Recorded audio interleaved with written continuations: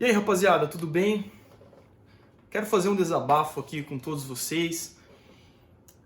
Durante esses dias, eu tenho conversado muito com meu irmão, meu amigo, pastor Emanuel Malinowski, pastor da Onda Dura lá em Porto Alegre, lá no sul do país.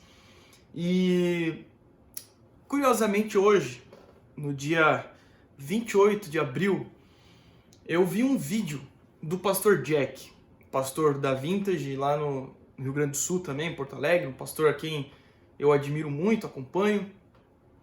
E confesso para vocês que, em meio a essas conversas com o pastor Emanuel e vendo o vídeo que eu vi do pastor Jack, eu me senti muito encorajado a compartilhar algumas coisas com vocês que já está no meu coração há algum tempo. Os homens que caminham mais próximos a mim sabem do que eu estou falando, sabem do sentimento que eu tenho em relação a esse assunto, da maneira como, por muitas vezes, é um questionamento interno que tenho no coração em relação a isso. Eu vou contar uma história para vocês e já a seguir eu vou explicar qual que é a tônica. Uma vez, o meu irmão do meio, Eduardo, Dudu, acho que se ele ver esse vídeo, ele vai se lembrar dessa história. Eu sou o mais velho de 3 irmãos, né? Eu sou 2 anos mais velho que o meu irmão do meio 3 anos mais velho que o caçula. Então, uma escadinha, né? Eu, o Dudu e o Léo somos 3 irmãos.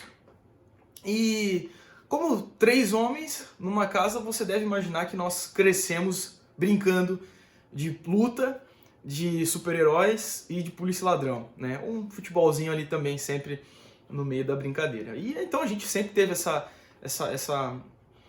paixão por uma brincadeira, por brincar de luta, de boxe. Os filmes que a gente mais assistia quando era pequeno eram os filmes do Rocky Balboa, filmes de luta mesmo, né? E o meu irmão vai se lembrar disso.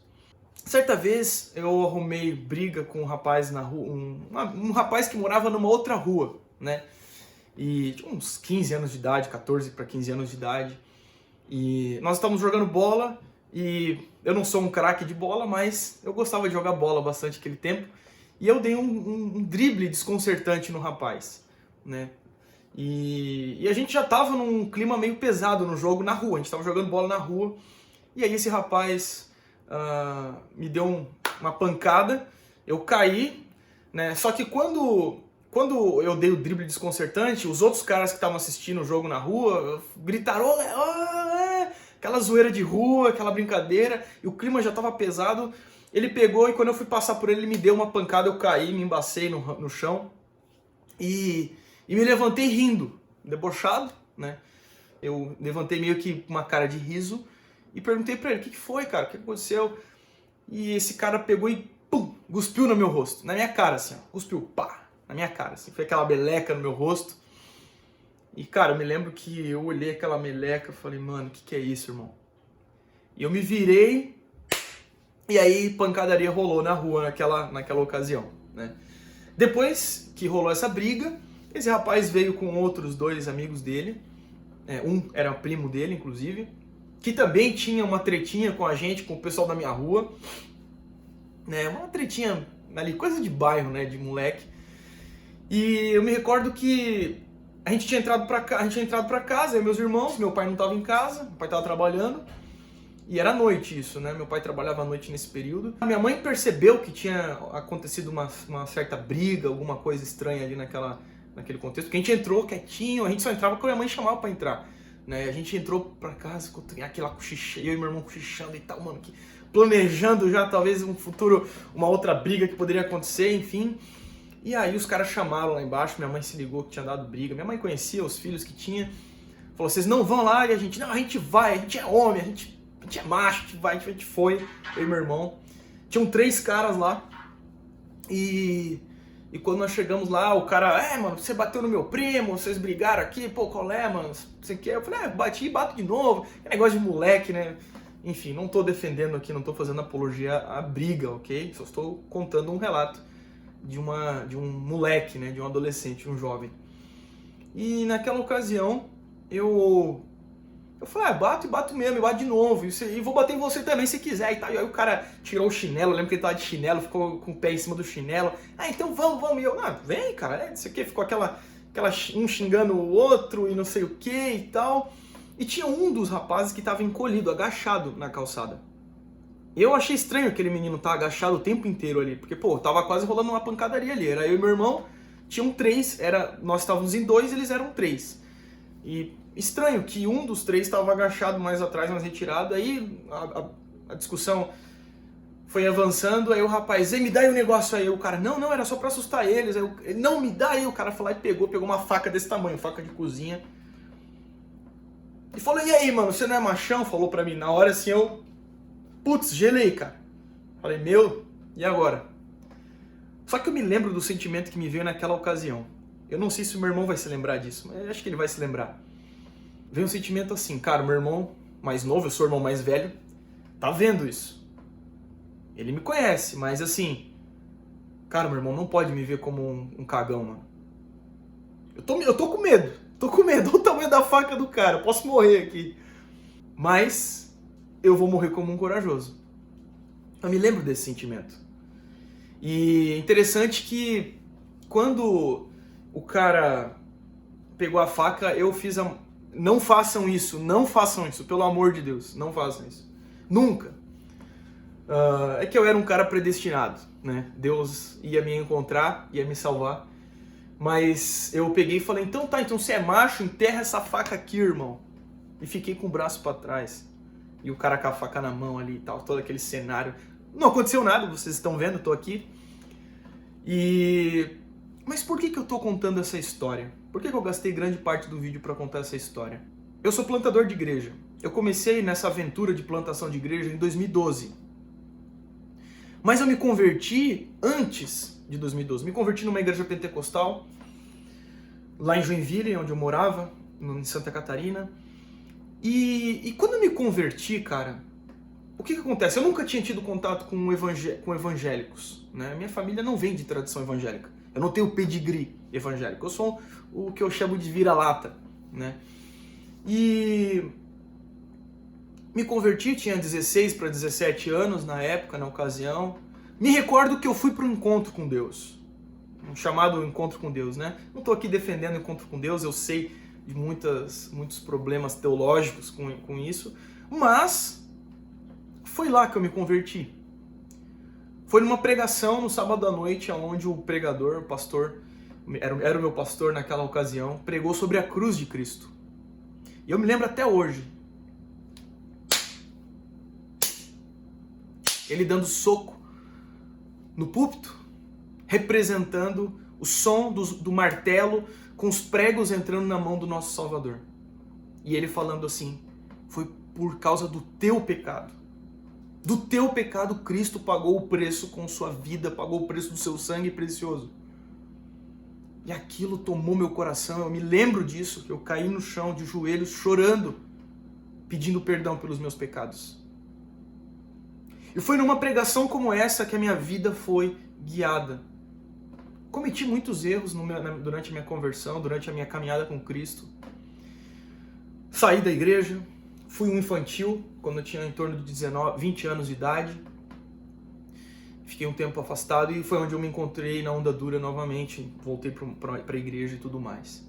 A minha vida, antes dessa saída, nesse período, depois que eu me converti, cara, foi uma vida levada a sério no Evangelho. Encontros, retiros da igreja, tudo que tinha eu estava lá servindo. Na época eu era estagiário, eu era auxiliar de mecânico, trabalhava numa pequena fábrica em Joinville, ganhava um salário de R$450, pagava minha faculdade que eu fazia na época e dava minha oferta, me espremia para ser um participante da igreja local. Eu levava a sério a igreja local. Enquanto eu não estava trabalhando, eu não estava estudando, eu estava na igreja servindo, limpando, fazendo um monte de coisa, tentando, da maneira que eu poderia, servir o meu pastor, servir os líderes da igreja. Tem um amigo meu, inclusive, que estava junto comigo, o Christian, que agora está aqui na onda de São Paulo. Ele vai se lembrar muito dessas histórias, jejuns e oração. Nós fazíamos jejuns na Semana Santa, sempre fazendo jejum. Nós íamos nas casas orar, expulsar demônios junto com o nosso pastor. Nós encontrávamos coisas terríveis, encontrar sal grosso debaixo dos colchões. Eu lembro de uma casa que nós fomos, e o Cris lembra disso, estava comigo. tinha uma oração escrita com batom no quarto de uma mulher, de uma senhora. E foi nesse cenário que a minha vida foi moldada. E eu tô seguindo muito a linha do que eu ouvi no vídeo do Pastor Jack. Porque eu encontro algumas semelhanças. Fui aprendendo que a vida cristã era uma vida de luta. Era uma vida de batalha. E eu não estou dizendo que a gente prova a nossa masculinidade sendo violento, sendo brigão. Não. Mas a coragem, ela é um atributo da masculinidade bíblica. Ela é um atributo de um homem. Cheguei na onda dura, fiz muita coisa errada. Quando entrei na onda dura, dei muito trabalho para os pastores, não me orgulho disso de maneira nenhuma. E me arrependo profundamente disso, é uma vergonha da minha história. Mas Deus começou a moldar meu caráter. E naquela ocasião o pastor Lipão deu um desafio para nós. O pastor Lipão nos desafiou a carregar uma cruz grande de madeira pela cidade de Joinville. Eram em torno de 100 pessoas fazendo isso. A onda era muito pequena na ocasião. Isso foi em 2011. E eu pensei comigo, falei, cara, tava com meu irmão, com o Dudu nessa ocasião, nós falamos, vamos pegar a cruz, cara. A gente acabou de entrar na igreja, ainda tava se desintoxicando, tava meio naquela, tinha saído da igreja, fiquei um tempo fora, fiz um monte de cagada e tudo mais. Falei, vamos pegar. Pegamos a cruz e a gente carregou, ele ia pro trabalho dele carregando a cruz dele, eu ia pro meu trabalho carregando minha cruz. Na época eu era projetista mecânico, fazia projetos mecânicos, né? E me lembro que os caras na fábrica me zoavam. Eu fazia faculdade numa instituição que hoje se chama Unisociesc, em Joinville, mas na época era Tupi, né? Era da Escola Técnica Tupi, virou o IST, Instituto Superior Tupi.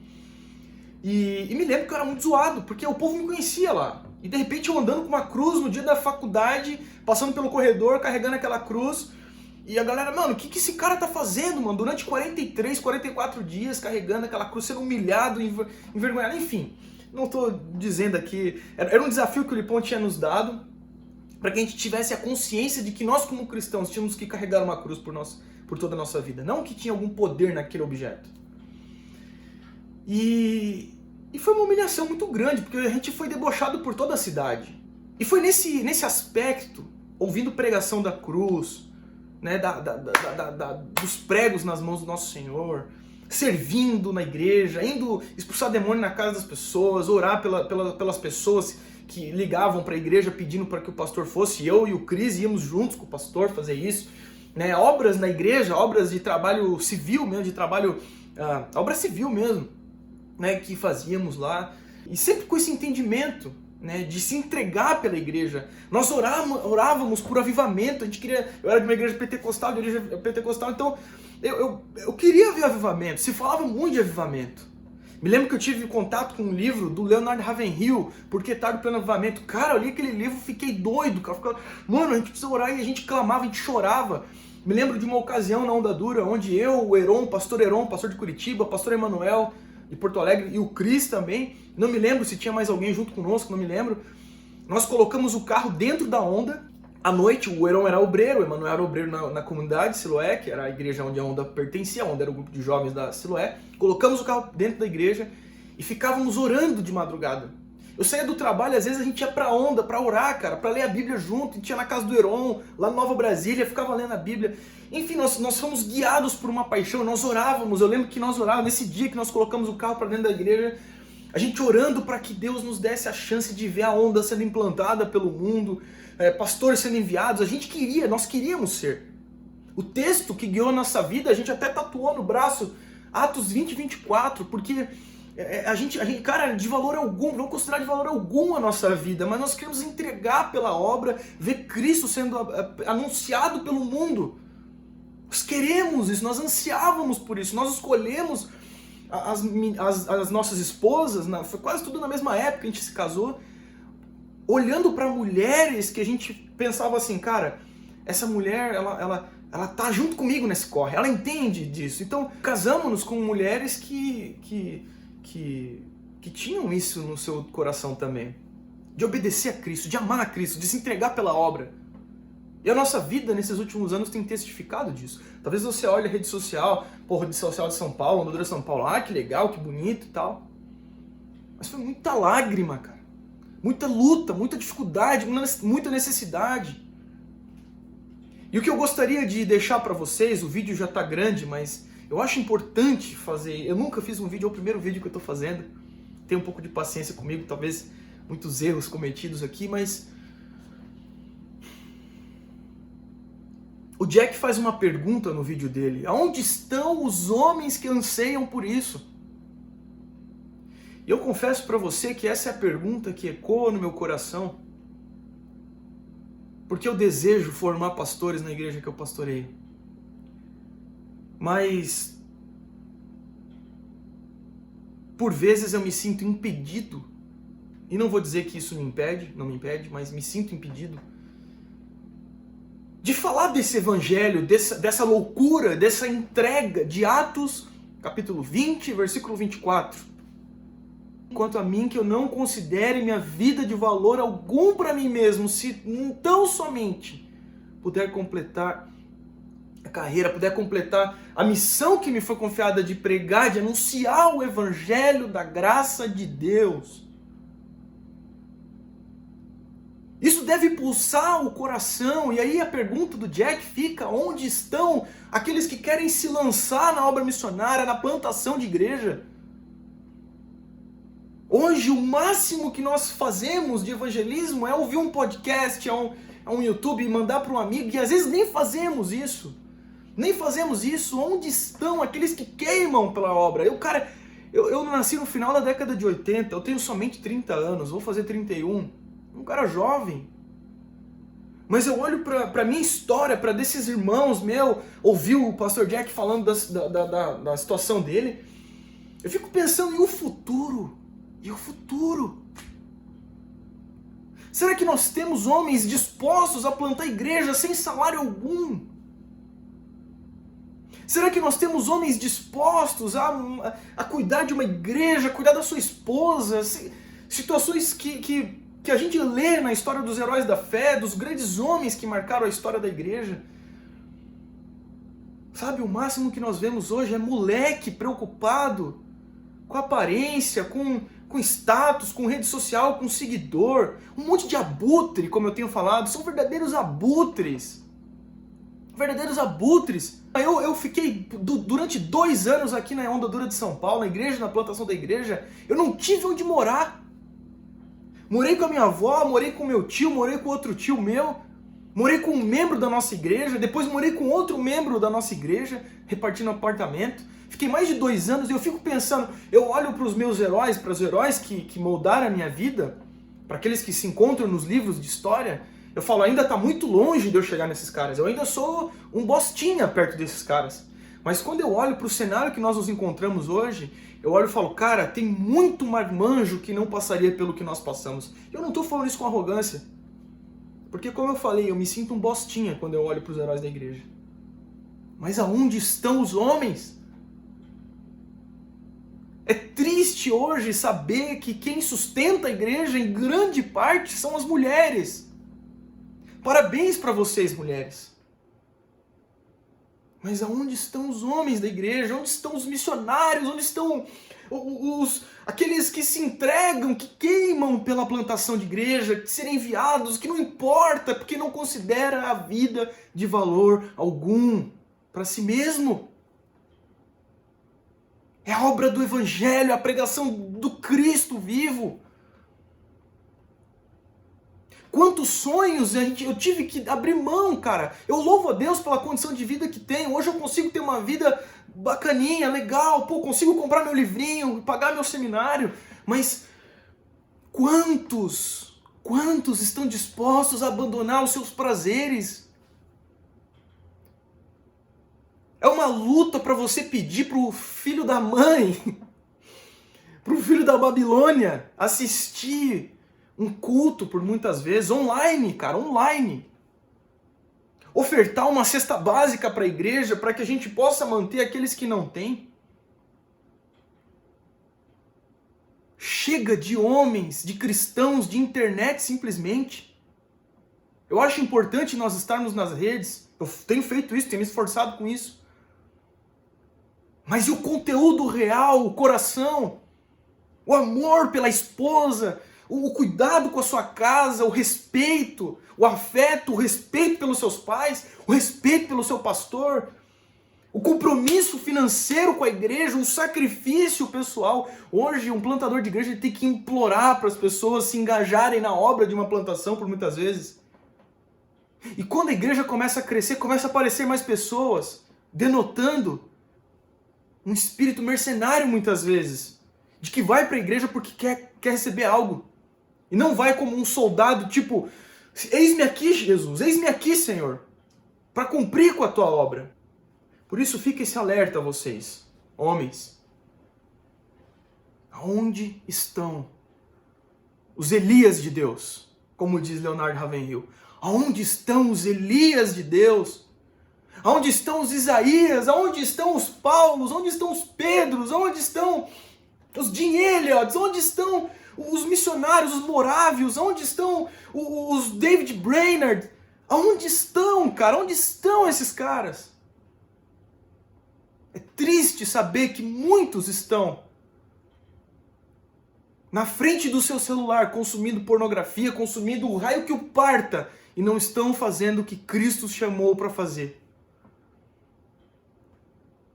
Por isso, eu abro aqui realmente o primeiro vídeo da minha vida, enorme, mas do fundo do meu coração, muito inspirado pelo pastor Jack,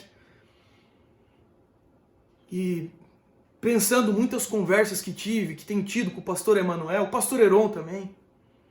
Tive uma conversa hoje pela manhã com o Cris, irmão aqui da Onda Dura São Paulo, o tesoureiro da igreja. Onde estão os Elias de Deus? Tamo junto. Espero que Deus possa dar a graça de, a partir desse vídeo, alguns acordarem para a vida. Tamo junto.